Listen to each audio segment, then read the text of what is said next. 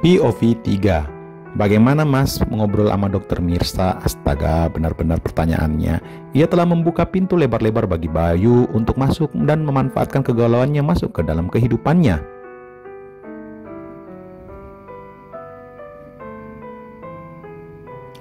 Ia yakin Bayu pasti menangkap kode ini. Bayu juga bukan anak kemarin sore.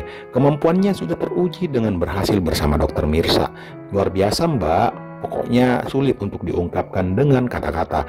Dokter Mirsa yang selama ini seperti itu dan kemampuan terpendam dia dalam menyimpan rahasia, jawab Bayu dengan tenang.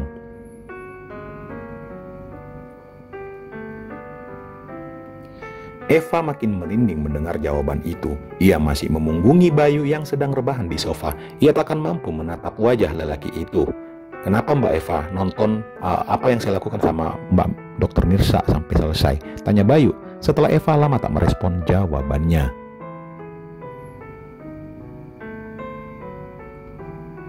Terang saja Eva kaget ditanya begitu. Ia tak siap dengan jawabannya. Kalau mau jujur, ia tentu saja ingin sekali menghapus video itu atau tidak menonton apa yang ditunjukkan oleh Bayu dan Dokter Mirsa. Seperti itu yang terjadi.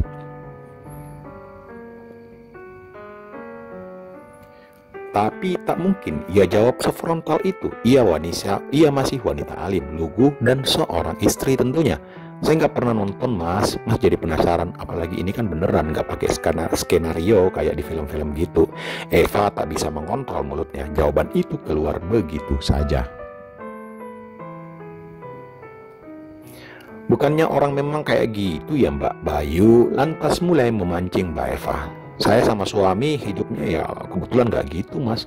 Lagi-lagi Eva tak bisa mengontrol kalimat yang keluar dari mulutnya.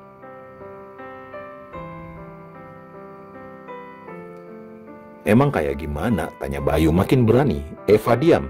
Dia tiba-tiba berpikir keras soal jawaban yang sebaiknya disampaikan atas pertanyaan Bayu. Meski sudah sampai sini, ia berasa belum siap menjadi Dokter Mirsa. Ia belum siap melakukan hal-hal yang di luar batas kewajaran.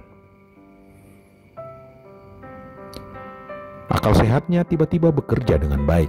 Ia mulai menyesal datang ke ruangan ini. Eva masih diam, lama sekali. Mbak Eva, panggil Bayu memastikan kesadaran Eva. Eva belum tidur. Ia hanya pura-pura karena tak siap menjawab pertanyaan dari Bayu. Pikirannya melayang-layang ke mana saja. Ada suami dan anak yang menunggu di sana. Suaminya adalah orang yang sangat mendukung kegiatannya di sini.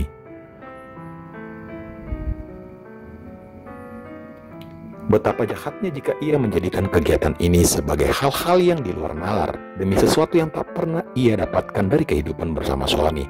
Perasaan itu kini menguasai diri Eva. Ia mulai berpikir jernih. Ia tak mungkin juga ia tiba-tiba keluar dari tempat ini.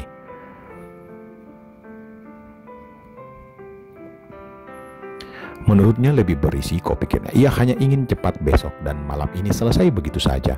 Ia melupakannya. Setelah sekali lagi mencoba memanggil dan tidak ada respon, Bayu menduga Eva telah tertidur lelap. Rencana untuk mengobrol bersama Mbak Eva ternyata gagal. Ia memang tertarik terhadap Mbak Eva, apalagi kondisi yang dihadapi sekarang sangatlah mendukung. Tapi ada perasaan tidak tega tentu saja. Wanita itu tak serupa dengan Dokter Mirsa yang memang sadar akan keinginannya sendiri.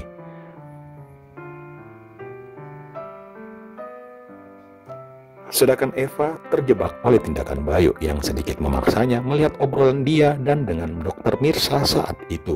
Tanpa sadar, Bayu ikutan lelap dalam lamunannya. Eva juga sama.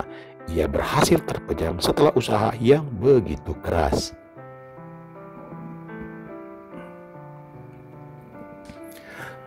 Kembali ke POV Bayu. Kulihat arloji menunjukkan pukul 2 dini hari. Aku tertidur setelah tak berani mengganggu Mbak Eva yang tak menjawab pertanyaan terakhirku semalam.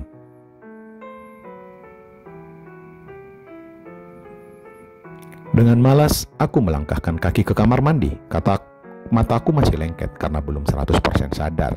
Aku terkejut. Aku menutup kembali pintunya setelah